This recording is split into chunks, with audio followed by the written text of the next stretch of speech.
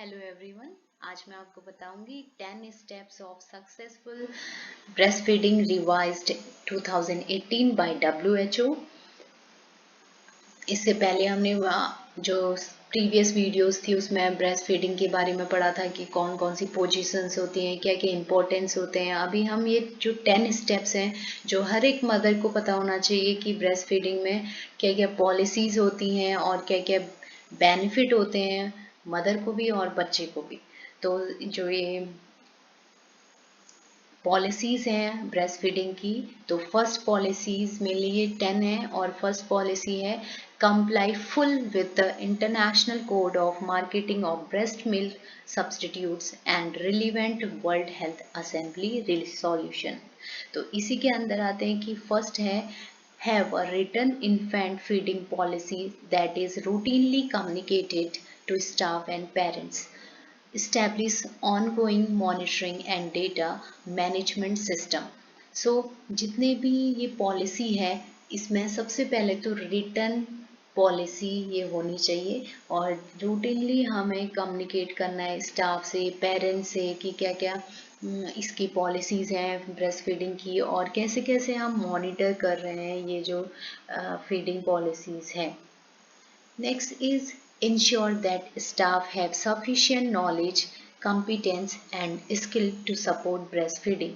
Now staff को भी sufficient knowledge होना चाहिए कि कैसे कैसे breastfeeding करवाना है, क्योंकि कभी कभी हो सकता है मदर को कुछ डाउट हो तो वो स्टाफ को पता होना चाहिए कि उनका डाउट कैसे बताने हैं, उनका डाउट कैसे रिड्यूस करना है। तो वो तभी होगा जब स्टाफ ऑलरेडी कॉम्पिटेंस होगा और उसको नॉलेज होगी।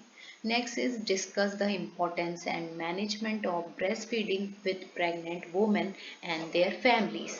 और ये जो हमें ब्रेस्ट फीडिंग है, ऐसा नहीं कि जब प्रेगनेंसी के बाद डिलीवरी हो गई है, लैक्टेशन टाइम पे है, हम मदर को बता रहे हैं during the time of pregnant अगर कोई वुमेन है तो उसको भी हम ब्रेस्ट फीडिंग का मैनेजमेंट इम्पोर्टेंस उसको बता सकते हैं और उसकी फैमिली को भी। Facilitate immediate and uninterrupted skin to skin contact and support mother to initiate breastfeeding as soon as possible after birth. Birth के बाद हमें ये ध्यान रखना है कि जितना जल्दी पॉसिबल हो सके ब्रेस्ट फीडिंग करवानी है और एक skin to skin contact mother और बच्चे का होना चाहिए जिससे कि उसकी बॉन्डिंग और बनेगी। नेक्स्ट,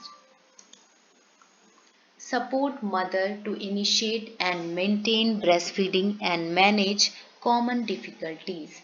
तो इसमें हमें बताना है मदर को कि उन्हें सपोर्ट करना है, इनिशिएट लेना है कि वो ब्रेस्ट फीडिंग कैसे करवा रही है अपने बेबी को और ब्रेस्ट फीडिंग को ही मेंटेन करना है उन्हें थ्रू आउट 6 मंथ और मैनेज करना है। जितनी भी डिफ़िकल्टीज़ हैं वो स्टाफ को भी बता सकती है and she should also manage the difficulties that's she would suffer during the time of breast feeding.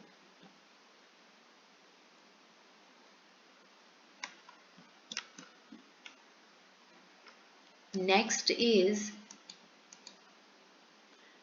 do not provide breastfeed newborns any food or fluids other than breast milk unless medically indicated। तो जो बच्चा है उसको कभी भी हमें कोई भी ऐसा आर्टिफिशियल फीड या फिर हमें और फ्लूइड नहीं देने हैं, हमें सिर्फ ब्रेस्ट मिल्क ही देना है। तो ये जो वुमेन है उसको भी पता होना चाहिए कि उसको अपने बेबी को सिर्फ ब्रेस्ट फीडिंग करवानी है। Enable mothers and their infants to remain together and to practice rooming in 24 hours a day। जितना पॉसिबल हो सके मदर को अपने बच्चे के साथ रहना है और दिन भर में उनको अपने साथ ही रखना है बच्चे को। तो इससे क्या होगा कि जो उनका टुगेदरनेस होगा, बॉन्डिंग होगा, वो और ज़्यादा अच्छी होगी। इसके बाद करना है support mother to recognise and respond to their infant cues for feeding. Mother को ये भी पता होना चाहिए कि जो बच्चा है, क्योंकि वो बोल तो नहीं सकता है बट वो क्राई करेगा या ऐसे कुछ क्लूज जिससे कि उसको पता चले कि जो बेबी है वो हंग्री है और उसको फीडिंग करवानी है। Next is counsel mother on the use and risk of feeding bottle, tips and pacifiers. और उस मदर को भी हमें ये काउंसिल करनी है कि क्या क्या रिस्क हो सकते हैं बॉटल फीडिंग के, और जो अदर आर्टिफिशियल पेसिफायर्स आए हैं उन सब चीज़ों के बच्चे में। अब जो लास्ट हमारा है वो है coordinate discharge so that parents and their infants have timely access to ongoing support and care. Discharge के बाद भी हमें मदर से कांटेक्ट रखना है, कोऑर्डिनेट करते रहना है, क्योंकि हमें इससे पता चलेगा कि जो मदर है वो टाइमली ब्रेस्ट फीडिंग करवा रही हैं या फिर जो अदर सप्लीमेंट तो नहीं दे रही हैं, या कोई बॉटल फीडिंग तो नहीं करा रही हैं, या कोई अदर टाइप के फ्लूइड्स तो प्रोवाइड नहीं करा रही हैं बच्चे को। तो इसलिए हमें स्मूथ रनिंग हो रहा है कि जो भी BFHI के अकॉर्डिंग ब्रेस्ट फीडिंग है कि नहीं है, तो वो चीज़ें हमें इस पे बतानी होती हैं। इसमें मैंने बहुत सारी बुक भी रिफ़र करी हैं कि क्या क्या हमारे ब्रेस्ट फीडिंग के 10 स्टेप होते हैं, जो कि हर एक मदर को, स्टाफ को, जो भी ब्रेस्ट फीडिंग के लिए काउंसिल कर रहे हैं उन सबको पता होना चाहिए।